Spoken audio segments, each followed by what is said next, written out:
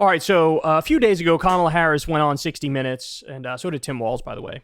And there's one portion here that I wanted to share with you. Now, by the way, there were good parts of this interview and bad parts of this interview. By the same token, when Kamala went on The View, there were good parts and there were bad parts. The good part was saying that she wants to expand Medicare to include home care. That's mega-based. The bad part was her saying, I wouldn't do anything different from Joe Biden.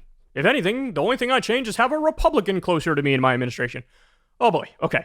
So, but this is an example here. God, I hate this so much. And I hate the media drives me crazy because usually their default framing is right wing. It just is.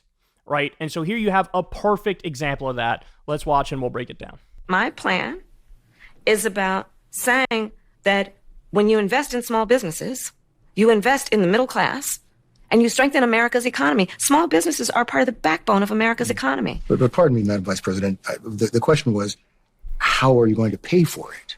Well, one of the things is I'm going to make sure that the richest among us who can afford it pay their fair share in taxes. It is not right that teachers and nurses and firefighters are paying a higher tax rate than billionaires and the biggest corporations. I plan on making that fair. But we're dealing with the real world here. But the real world includes... How are you going to get this through Congress?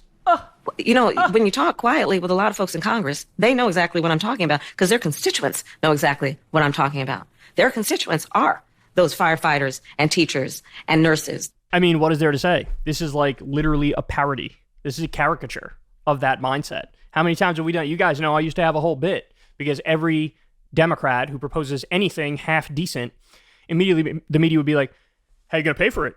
How you going to pay for it? How you going to pay for it? How you going to pay for it? How you going to pay for it? How you going to pay for it? How you going to pay for it? How you going to pay for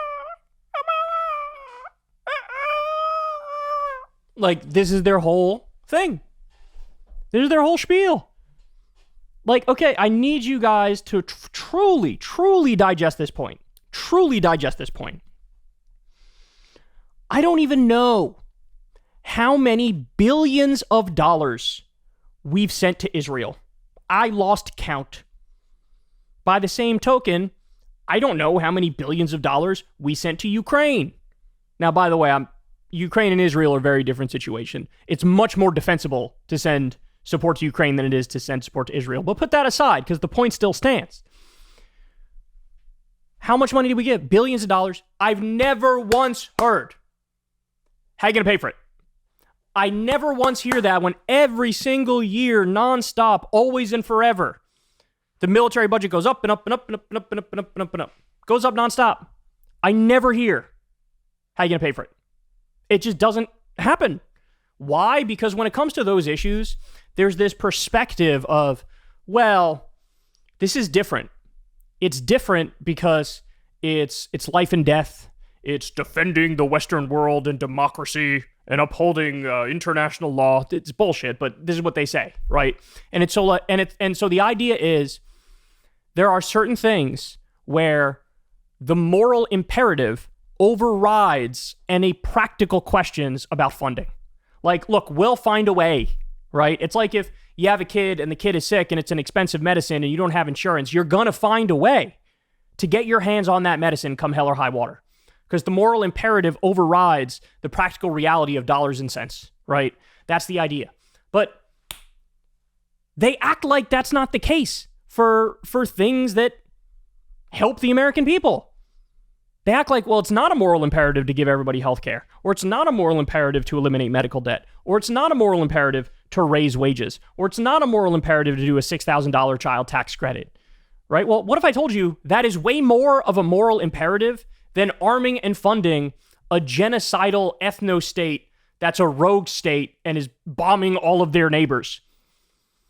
But they don't think about it like that. And then it was so smug, but we live in the real world.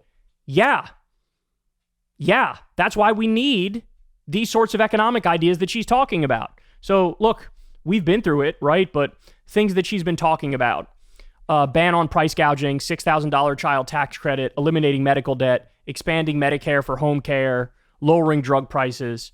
Like, these are the things she's talking about. Those are good starts, man. Those are like good policies. And whenever she proposes things like that, it's, get serious, bro. What's wrong with you? Why are you being ridiculous? But if she in this same interview, She's asked who our biggest adversary is, and she says, Iran. Would they ever ask if we were to, God forbid, go to war with Iran? Look, okay, I don't think we can afford this. The question of cause would literally never come up. Not once. Not once. And by the way, what's the exact number? I want to say is it 60%? It might be 60%. There was the Pentagon cannot account for like 60% of their money. I want you to think about that, bro. I want you to think about that. Like, but how are you going to pay for it? How are you going to pay for decent things? And I like, by the way, she gave the exact right answer. We're going to raise taxes on the wealthiest. We're going to raise taxes on the wealthiest. Where she gave a bad answer was when he's like, well, how do you get it through Congress?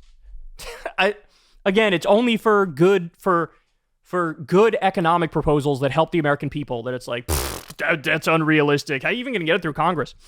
Look, the fact of the matter is there's only one way to get it through Congress. And it's you have to be willing to twist some arms in your own party with the more conservative Democrats. You know, in the past, of course, it was Manchin and Sinema. In the future, it'll be some other asshole. But, it's carrot or stick approach. I'll make you a hero or I'll make you my worst enemy, right? And you got to try to find a way.